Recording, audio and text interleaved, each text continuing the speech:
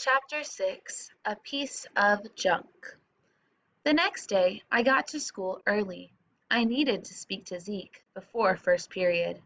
"I gotta talk to you," I said when I saw him at his locker. "I gotta talk to you too, Harry," he told me. "You won't believe what happened to me last night. 5 minutes after I went to bed, there was a siren outside my window. I figured it was an ambulance or a fire engine or something, so I got out of bed to see what was going on. And you know what was out there?" "What?" I asked. "It was some kid with a boombox playing a rap song with a siren sound in the middle of it." "That's it?" I asked. "That's the exciting thing that happened to you last night?" "Yeah, I thought it was pretty cool." I looked into his eyes to see if he was putting me on. With Zeke, you could never tell.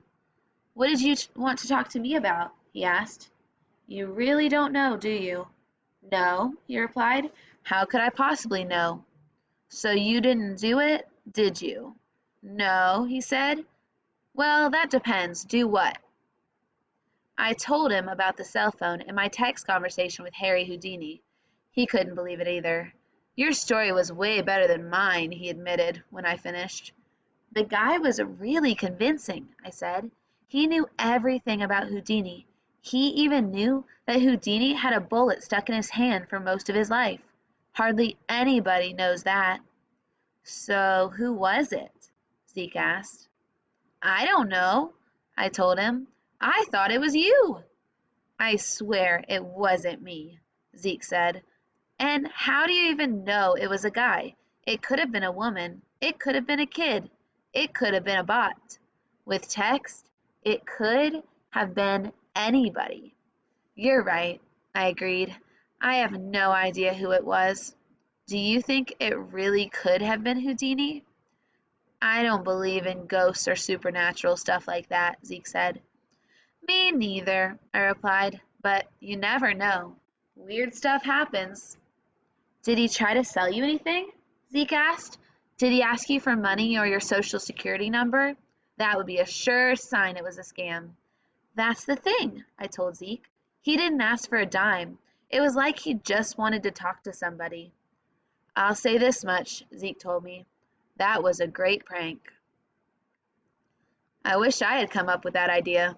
But let me ask you this. No offense, Harry, but are you sure you're still not messed up in the head a little bit after being in a coma? "I'm fine, Zeke," I told him. "I mean, maybe you were dreaming or hallucinating or something." "I wasn't dreaming," I insisted. "I wasn't hallucinating. It happened." "Then somebody was messing with you," Zeke said. "Let me see the cell phone."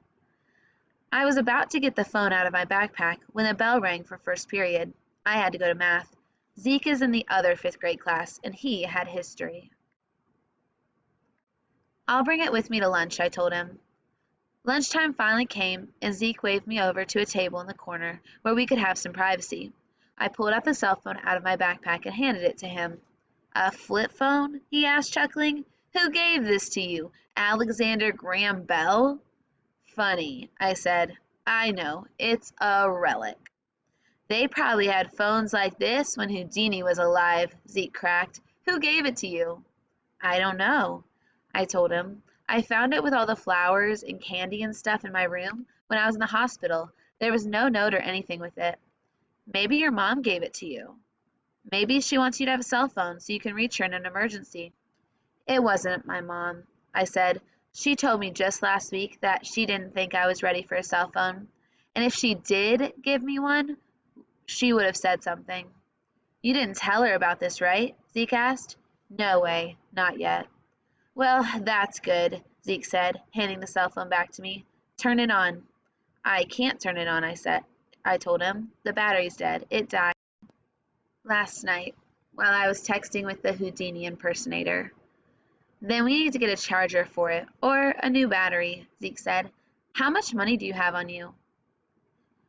After school, Zeke and I walked down Broadway until we found a little store with a sign on the window that said they fixed new and used cell phones. "May I help you?" a teenage girl with purple hair and a pierced nose asked us when we walked in. "I need to buy a cell phone charger," I told her, pulling the phone out of my backpack. She looked at it, turning it over in her hands. Wow, are you kidding me? She asked. My mother used to have one like this a long time ago. They haven't sold these in years. I don't think they make chargers or batteries for these anymore. I know, I replied. I just thought I'd give it a shot. Why don't you just get a new cell phone? She asked. We have a bunch you can look at. You can't even get online with this one. Don't the kids at your school make fun of you for carrying this thing around? I didn't want to explain the whole story about Houdini. She would never believe it. It's complicated, I told her, but I need a charger for this one. It's kind of important. She looked at me like I was a little crazy. It's a retro thing, Zeke told her, like listening to vinyl records. All the school kids are getting flip phones now. Just ignore him, I told her. I need to charge it up to see if it works. Have you tried eBay? She asked. You might find old phone chargers there. Sorry, I can't help you guys. Bummer. Maybe we should try Craigslist first, Zeke said as we were about to open the door to leave. But the girl with the purple hair was calling to us. Hey, wait a minute, she just said. I just remembered. I have this junk drawer. Follow me.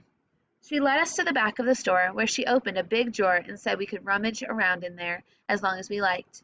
It was a mess, like a graveyard of old cell phones and cell phone parts.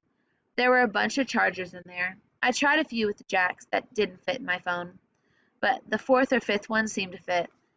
That doesn't mean it's going to charge the thing, Zeke told me, but it might. I hope it does, I replied as I took out my wallet. It's going to cost a lot of money. I bet these things are hard to find. All I had in my wallet was a $10 bill and two fives. How much do I owe you? I asked the girl with purple hair. Take it, she said, waving my money away. I feel sorry for you carrying that antique around in broad daylight. Nobody else is going to want that charger. Hey, thanks. No prob, she said. Come back when you're ready to get a phone from this century. We went back to Zeke's house so my mom wouldn't see what we were doing. He plugged the charger into the wall outlet in his room and plugged my phone into the charger. It may not work, Zeke said, but at least it didn't cost you anything. A little light went on and the screen lit up, which I took to be a good sign. Zeke knows his way around cell phones. He said it might take hours for the phone to get a full charge, but in the meantime we should be able to use it. That is, if it worked. Let's check the text, he said as he fumbled with the little rubber keypad. Any old texts you sent or received should still be here. But they weren't. He poked around trying all kinds of stuff, but he couldn't retrieve the texts from the previous night. They were gone. Maybe we can trace the source of the text, Zeke said. If we can find out the number where they came from, it might help us find who was sending them to you. He fiddled with the keypad, but again, nothing. The memory had been wiped clean. It was like the flip phone had never been used. It's scrubbed, Zeke said. Nothing there. Bummer. Are you sure you're not messed up in the head since the coma? Zeke asked. That stuff happens, you know. You could be brain damaged like all those football players who get multiple concussions. I'm serious. I felt myself getting angry at Zeke. So you don't believe me, I said sadly. Sure, I believe you, man, Zeke replied. I just think that maybe you should talk to a shrink or somebody. I'm fine, I insisted, my voice going up a little. I didn't imagine it. I had a long text conversation on this phone with somebody. I'm not saying it was the real Houdini, but he knew everything about Houdini. That's a fact. I caught Zeke smirking. He thought I was crazy, and I couldn't blame him, really. The whole thing was crazy. You can't communicate with dead people through a cell phone. I wasn't even sure you could communicate with live people through this cell phone. Maybe Zeke was right. Maybe I was hallucinating. Zeke wasn't ready to give up just yet. He tried calling his own cell phone from the flip phone, but the call wouldn't go through. He would have liked to try calling the flip phone from his cell phone, but neither of us knew the number. This thing is a piece of junk, Zeke said, tossing the phone at me. You might as well throw it away or bring it back to the cell phone store. Maybe they can recycle it for parts. But I doubt it. Maybe you should take it to an antique store. It might be worth something as a collectible. So that was that. That was the end of it. I went home. What did you do after school today? My mom asked when I got home. I went over to Zeke's, I told her. And what did you do there? Nothing, I said. After dinner, I went upstairs and stuck the cell phone and charger back in my night table drawer. I did my homework and watched a few YouTube videos on my laptop. I was just about to drop off to sleep when bzzz, bzzz, bzzz. I was alert immediately. I lunged for the drawer and took out the phone. The screen was lit up. There was one word on the screen. Harry? I just stared at it for a long time. I didn't know what to do. Are you there? It said on the screen. Who is this? I tapped. It's me, Houdini. End of the chapter.